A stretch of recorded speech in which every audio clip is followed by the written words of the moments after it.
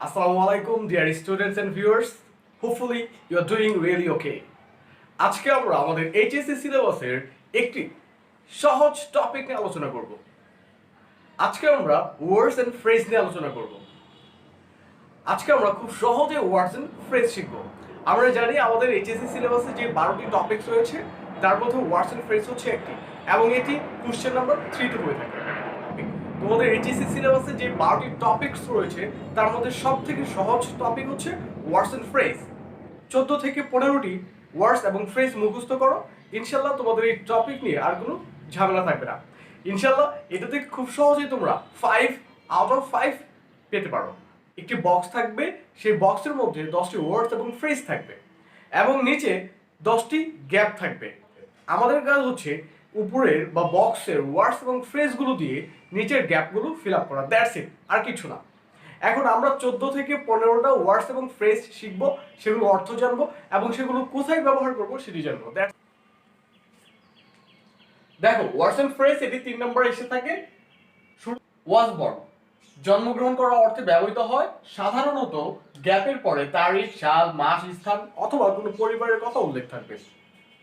একটা এক্সাম্পল দেখো, doctor Mohammad Shahidullah dash in 1885। দেখো এখানে একটি সাল রয়েছে। এই যে যখন গ্যাপের পর এরকম সাল, তারিখ, মাস ইত্যাদি থাকবে, সেই ক্ষেত্রে সেই গ্যাপের মধ্যে ওয়াজ বর্ন হবে। তাহলে এখানে কি হবে? Was born. যে doctor Mohammad Shahidullah was born in 1885। Doctor Mohammad Shahidullah 1885 সালে জন্মগ্রহণ করেছিলেন। Number 2, have to has to. Have to has to অর্থ হচ্ছে হবেই, কোনো কাজ বাধ্যতামূলক করতে হবেই, এমন অর্থে আমাদের হ্যাভ টু এবং হ্যাজ টু ব্যবহার করতে হবে। এক্সাম্পল দেখো, Sumat dash pay the electricity bill by 15th of this month. এই মাসের 15 তারিখের মধ্যে ইলেকট্রিসিটি বিল সুমাতকে পরিশোধ করতে হবেই। এই যে হবেই অর্থ আসছে, এর জন্য এখানে কি হবে? হ্যাভ টু অথবা হ্যাজ টু। হ্যাভ টু হচ্ছে প্লুরাল, যখন প্লুরাল হবে তখন হ্যাভ টু। আর হ্যাজ টু হচ্ছে সিঙ্গুলার, যখন সিঙ্গুলার হবে, থার্ড পারসন সিঙ্গুলার হবে, সেই ক্ষেত্রে আমরা হ্যাজ টু ব্যবহার করব, আর বাকি সব ক্ষেত্রে আমরা হ্যাভ টু ব্যবহার করব। তাহলে এখানে কি হবে? Has to. Sumot has to pay the electricity bill by 15th of this month. নিশ্চয়ই বুঝতে পেরেছো। Number 3, had better. Had better অর্থ হচ্ছে বরং ভালো, কিন্তু এখানে উচিত অর্থে ব্যবহৃত হবে। ইউ আর লুকিং সিক, তোমাকে অসুস্থ দেখাচ্ছে। You dash go to doctor, তার মানে কি তোমার ডাক্তারের কাছে যাওয়া উচিত। যেহেতু তোমাকে অসুস্থ দেখাচ্ছে তাই তোমাকে ডাক্তারের কাছে যাওয়া উচিত। এই যে উচিত অর্থে আমরা হ্যাড বেটার ব্যবহার করব। তো এখানে হবে you had better go to doctor. নিশ্চয়ই বুঝতে পেরেছো। Would rather. উড রেদার মানে হচ্ছে বরং ভালো। উড রেদার মানে বরং ভালো। উড রেদার সাধারণত দুটি বিষয়ের সাথে কম্পেয়ার করে। কম্পেয়ার মিন্স দুটি বিষয় থাকবে, সেই দুটি বিষয়ের মধ্যে যে কোনো একটি বিষয় তোমাকে চুজ করতে হবে। সেই চুজ করার জন্য এখানে উড রেদার ব্যবহার করা হয়। যেমন দেখো, I dash be a teacher then be a police officer. আমি বরং পুলিশ অফিসার না হয়ে শিক্ষক হব। এই যে দেখো এখানে টিচার এবং পুলিশ অফিসারের মধ্যে কম্পেয়ার করছে, এবং তুমি কোনটাকে পছন্দ করছো? তুমি টিচারকে পছন্দ করছো। যে I dash be a teacher then be a police officer, আমি বরং পুলিশ অফিসার না হয়ে শিক্ষক হব। যে I would rather be a teacher then be a police officer. এই যে, আর সাধারণত তোমাদের মনে রাখতে হবে গ্যাপের পরে দেন থাকবে। যখন দেখবে যে গ্যাপের পরে দেন রয়েছে এবং দুটি বিষয়কে কম্পেয়ার করছে, সেই ক্ষেত্রে সেই গ্যাপের মধ্যে উড রেদার হবে। নিশ্চয়ই বুঝতে পেরেছো। Number 5, let alone. Let alone সাধারণত দূরের কথা বা প্রশ্নই আসে না এই অর্থে ব্যবহৃত হয়। দূরের কথা বা প্রশ্নই আসে না, যেমন সে হাঁটতে পারে না, দৌড়াবে তো দূরের কথা। সে পরীক্ষায় পাশ করতে পারে না, এ প্লাস পাবে তো দূরের কথা। সাধারণত এই ধরনের অর্থে লেট অ্যালোন ব্যবহৃত হয়ে থাকে। তোমাদের একটি ট্রিক্স মনে রাখতে হবে, সেটা হচ্ছে সাধারণত গ্যাপের পূর্বে can't, could not, don't, doesn't, hardly বা অন্য কোনো নেগেটিভ ওয়ার্ডস থাকবে। দ্যাট মিনস গ্যাপের আগে যখন কোনো নেগেটিভ ওয়ার্ডস থাকবে, সেই ক্ষেত্রে তোমাদের বুঝে নিতে হবে যে গ্যাপের মধ্যে লেট অ্যালোন হবে। দেখো, হি can not run a mile. Say 1 mile হাঁটতে পারে না। ডেস 10 মাইলস, 10 মাইল তো দূরের কথা। এই যে এই টাইপের সেন্টেন্সের মধ্যে লেট অ্যালোন ব্যবহৃত হবে। যে সে he can not run a mile, let alone 10 miles. সে 1 মাইল হাঁটতে পারে না, 10 মাইল তো দূরের কথা। নিশ্চয়ই বুঝতে পেরেছো। Number 6, as if, as though. As if, as though যেন অর্থে ব্যবহৃত হয়ে থাকে। সাধারণত গ্যাপের পূর্বে স্পিক, টক, অ্যাক্ট, সিম, লুক, বিহেভ ইত্যাদিও শব্দ থাকে। তোমাদের এই শব্দগুলো মুখস্থ করে ফেলতে হবে। তো আর তোমাদের এই ট্রিক্সগুলো মনে রাখতে হবে যে আমি লিখে দিচ্ছি যে গ্যাপের আগে এটা থাকবে বা গ্যাপের পরে এটা থাকবে, সেই জিনিসগুলো তোমাদের মাইন্ডে থাকতে হবে।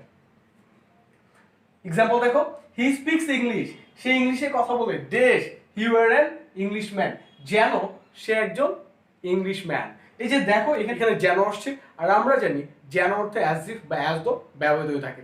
এখন বক্সের মধ্যে অ্যাজ ইফও থাকতে পারে, অ্যাজ দো থাকতে পারে, যেটি থাকবে সেটি তুমি অ্যান্সার হিসেবে লিখবে। তো আর দেখো এখানে কি রয়েছে, স্পিক। আমরা কিন্তু এভাবেও মনে রাখতে পারি যে গ্যাপের পূর্বে যখন স্পিক থাকবে সেই গ্যাপের মধ্যে অ্যাজ ইফ বা অ্যাজ দো হবে, বা যেন অর্থে অ্যাজ ইফ বা অ্যাজ দো হবে। নিশ্চয়ই বুঝতে পেরেছো। নাম্বার 7, অ্যাজ সুন অ্যাজ বা no sooner had. As soon as বা নো সুনার হেড অর্থ হচ্ছে দেখা মাত্র, যাওয়া মাত্র, পৌঁছা মাত্র, দেখতে না দেখতে, করতে না করতে। দ্যাট মিনস কোন একটি কাজ শেষ হওয়ার সাথে সাথে আরেকটি কাজ শুরু হওয়া বোঝাতে অ্যাজ সুন অ্যাজ বা নো সুনার হেড ব্যবহৃত হয়ে থাকে। যেমন দেখো, the teacher enters into the classroom, the students stand up. দেখো শিক্ষক ক্লাসে প্রবেশ করা মাত্রই শিক্ষার্থীরা দাঁড়িয়ে যায়। তার মানে কি, প্রবেশ করা মাত্রই, এই যে মাত্রই, যাওয়া মাত্রই, আসা মাত্রই, খাওয়া মাত্রই, পৌঁছা মাত্রই, শেষ হওয়া মাত্রই, এই টাইপের সেন্টেন্সে তোমাদেরকে অ্যাজ সুন অ্যাজ বা নো সুনার হেড ব্যবহার করতে হবে। এখন যে কোনো একটা থাকবে, যেটি থাকবে তোমাদের সেটি ব্যবহার করতে হবে। As soon as the teacher enters into the classroom, the students stand up. দেখো নো সুনার হেড, তোমাদের একটা জিনিস মনে রাখতে হবে, নো সুনার হেড যে গ্যাপের মধ্যে হবে সেই গ্যাপের পর অবশ্যই V3 হবে। এটা তোমাদের মাথায় রাখতে হবে।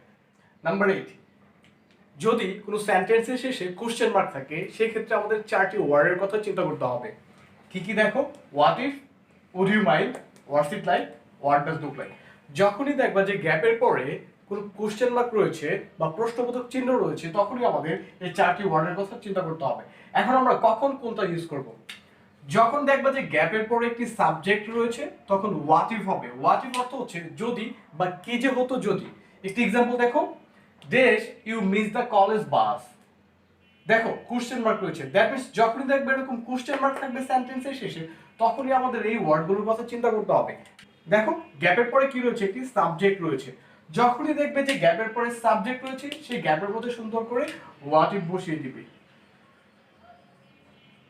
তোমরা অনেকে আছে অর্থ বুঝো না বা অর্থ করতে পারো না, সেই ক্ষেত্রে তোমরা এই ট্রিক্স গুলো কাজে লাগিয়েও করতে পারো। তাহলে দেখো অর্থ কি দেওয়া আছে, what if you miss the college bus. কি যে হতো যদি তুমি কলেজ বাসটি মিস করতে। নিশ্চয়ই বুঝতে পেরেছো। আরেকটি এক্সাম্পল দেখো, dash swimming in the river. দেখো এখানেও কি কোশ্চেন মার্ক রয়েছে। আমরা গ্যাপের পরে দেখো ভার্বের সাথে আইএনজি রয়েছে। এখানে দেখো উড ইউ মাইন্ড এবং হোয়াটস ইট লাইক এর পরে সাধারণত ভার্বের সাথে আইএনজি হবে। উড ইউ মাইন্ড অর্থ হচ্ছে তুমি কি আপত্তি করো, হোয়াটস ইট লাইক অর্থ হচ্ছে কিসের মতো বা কেমন হয়।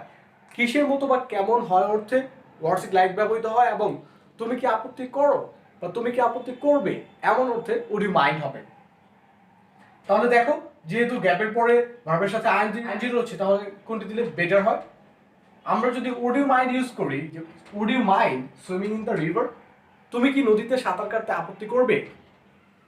আরেকটা হচ্ছে what's it like swimming in the river, নদীতে সাঁতার কাটলে কেমন হয়। এই সকল অর্থে আমরা হোয়াটস ইট লাইক ব্যবহার করব। তোমাদের মনে রাখতে হবে গ্যাপের পরে কি থাকবে, ভার্বের সাথে আইএনজি থাকবে। হোয়াট ডাজ লুক লাইক, দেখো যখন কোনো সেন্টেন্সের মধ্যে দেখবে দুইটি গ্যাপ রয়েছে সেই গ্যাপের মধ্যে হোয়াট ডাজ লুক লাইক হবে এবং মাঝখানে কিছু ওয়ার্ড হবে বা একটা বা দুইটা ওয়ার্ড হবে। নিশ্চয়ই বুঝতে পেরেছো। নাম্বার 9, দেয়ার ইট। এই যে দেয়ার এবং ইট সাধারণত সেন্টেন্সের শুরুতে হয়ে থাকে, আর এই দেয়ার এবং ইট সেন্টেন্সের শুরুতে হয়ে থাকার কারণে এদেরকে আবার ইন্ট্রোডাক্টরি দেয়ার ইটও বলা হয়। দেয়ার সাধারণত কোথাও কোনো কিছু আছে বা নেই এমন অর্থে ব্যবহৃত হয়, আর অন্য কোনো অর্থে তোমাদেরকে ইট ব্যবহার করতে হবে। এক্সাম্পল দেখো, there is a car in our house. আমাদের বাড়িতে একটি গাড়ি আছে। এই যে আছে, বাড়িতে গাড়ি আছে এমন অর্থে আমরা দেয়ার ব্যবহার করব। দ্যাট মিনস কোথাও কোনো কিছু আছে বা নেই সেই অর্থে তোমরা দেয়ার ব্যবহার করবে। তাহলে এখানে কি হবে, there is a car in our house. নিশ্চয়ই বুঝতে পেরেছো। It seems that he is a doctor. এটা মনে হচ্ছে যে সে একজন ডাক্তার। দেখো এটা মনে হচ্ছে যে, এটা ইট বা অন্য কোনো অর্থেও যখন দেখবে যে সেন্টেন্সের শুরুতে গ্যাপ রয়েছে সাধারণত সেই সেন্টেন্সগুলোতে ইট হয়ে থাকে। ওয়ার্ডস অ্যান্ড ফ্রেজের ক্ষেত্রে এই ওয়ার্ডস এবং ফ্রেজগুলো ছাড়াও আর 2 থেকে 3টা ফ্রেজ তোমাদেরকে মনে রাখতে হবে। সেটা হচ্ছে অ্যাজ লং অ্যাজ অর্থ হচ্ছে যতক্ষণ ততক্ষণ, অ্যাজ ফাস্ট এজ যত দ্রুত তত, ইউজ টু সাধারণত অতীতের অভ্যাস বোঝাতে ব্যবহৃত হয়। এই যে আমরা এতক্ষণ যে ওয়ার্ডস এবং ফ্রেজগুলো শিখলাম এগুলো সব থেকে বেশি এসে থাকে। আমরা বিগত সালের প্রশ্নগুলো অ্যানালাইজ করে দেখেছি যে এই ওয়ার্ডসগুলোই সাধারণত এসে থাকে, কখনো কখনো 2-1টি ব্যতিক্রম এসে থাকে। ইনশাল্লাহ আমরা যখন সলভ করব, আমরা সলভ সেকশনে যখন নতুন 2-1টা পাবো তখন সেগুলো শিখে ফেলবো। আজকে যে আলোচনাটুকু করা হয়েছে এই আলোচনাটুকু খুব ভালো করে তোমরা মাথায় নিবে এবং যে ওয়ার্ডস এবং ফ্রেজগুলো লিখে দেওয়া হয়েছে সেগুলো মুখস্থ করে ফেলবে এবং সেই ট্রিকগুলো মনে রাখবে যে গ্যাপের আগে কোন ওয়ার্ডস বা ফ্রেজ থাকলে গ্যাপে কি হবে, বা গ্যাপের পরে কোন ওয়ার্ডস বা ফ্রেজ থাকলে গ্যাপের মধ্যে কি হবে। এই যে তোমরা যখন এই ট্রিক্সগুলো শিখে নিবে ইনশাল্লাহ তোমাদের এই টপিক নিয়ে কোনো ঝামেলা হবে না। এই টপিকে তোমরা খুব সহজেই 5 out of 5 পাবে, কারণ আজকে যে ওয়ার্ডস এবং ফ্রেজ নিয়ে আমরা আলোচনা করেছি সাধারণত এই ওয়ার্ডস এবং ফ্রেজই এসে থাকে। আজকের মতো সবাই ভালো থাকো, সুস্থ থাকো, আল্লাহ হাফেজ।